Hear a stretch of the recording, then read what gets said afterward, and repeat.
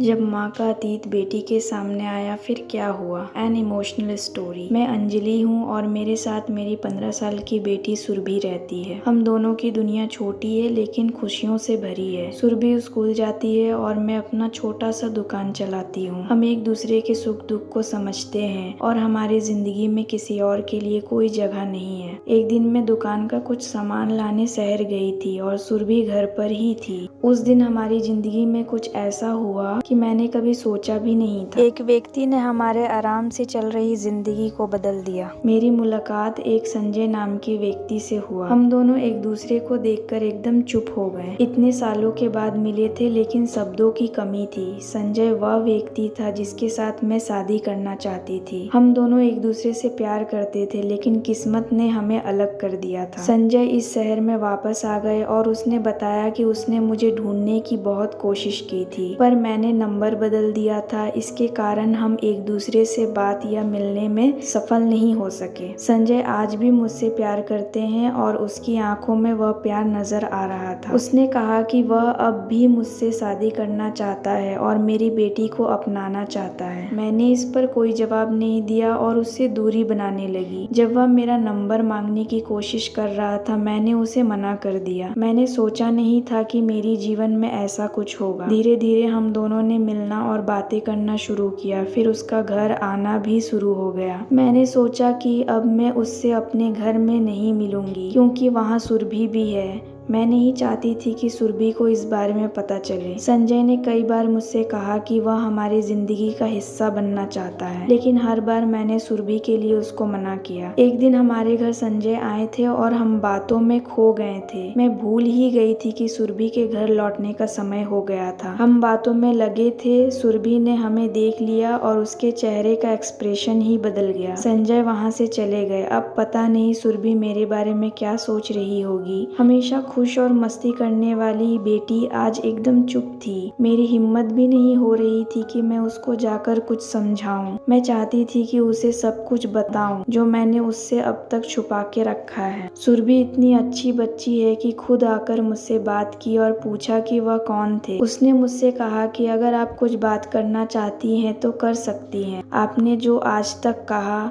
वह मैंने माना है। मुझे लगता है कि आप मुझसे कुछ नहीं छिपाती हैं। आप दूसरी शादी करना चाहती हो तो कर सकती हो, आपका फैसला है। हम बात कर ही रहे थे कि अचानक संजय वहां आ गए। मैंने पूछा तुम फिर क्यों आए हो। संजय ने कहा कि मेरी गलती की वजह से तुम्हारी बेटी तुम्हें गलत समझी, इसीलिए मैं यहाँ आया हूँ। आज सही समय है कि सुरभि को सब कुछ बता दिया जाए। मुझे पता था कि वह सच सुने बिना नहीं रह सकेगी। सुरभि ने कहा बताओ आप क्या बोलना चाहते हैं। फिर अंजलि ने सच बता दिया कि सुरभि मेरी बेटी नहीं मेरी बहन की बेटी है। दुर्घटना में मेरी दीदी जीजा और उनके माता पिता इस दुनिया से चले गए। उस समय सुरभि सिर्फ 10 महीने की ही थी। संजय ने कहा यह तुम्हारी मासी है और हम दोनों ने शादी नहीं की क्योंकि तुम्हारा प्यार किसी से बट ना जाए, इसीलिए इसने मुझसे शादी नहीं की। मैंने बहुत समझाया लेकिन उसे तुम्हारे सिवा कुछ नहीं दिखा। बहुत सालों बाद हम अभी मिले, एक दूसरे से बात करे बिना रह नहीं पाए और अंजलि आज भी मना कर रही है। सुरभि मेरी ओर देखकर पूछती है कि यह क्या बोल रहे हैं, कहो कि वो झूठ बोल रहे हैं। मेरी आंखों से आंसू निकलने लगते हैं। मैंने कहा कि बेटी तू मेरी जान है लेकिन तूने मेरी कोख से जन्म नहीं लिया है। मैं चाहती थी कि तुझे यह बात बताओ लेकिन इस तरह से आज बताना पड़ेगा मैंने सोचा नहीं था। सुरभि इतना सुनते ही मेरी तरफ दौड़कर आई, मुझसे लिपट गई और रोते हुए बोली क्या बोलूं मासी, माँ या भगवान। मैंने कहा तू मेरी बेटी है और मैं तेरी माँ, बस यही सच है और यही रहेगा। अब शादी होगी तो धूमधाम से होगी जब तू चाहेगी। मेरे फैसले से संजय भी सहमत थे।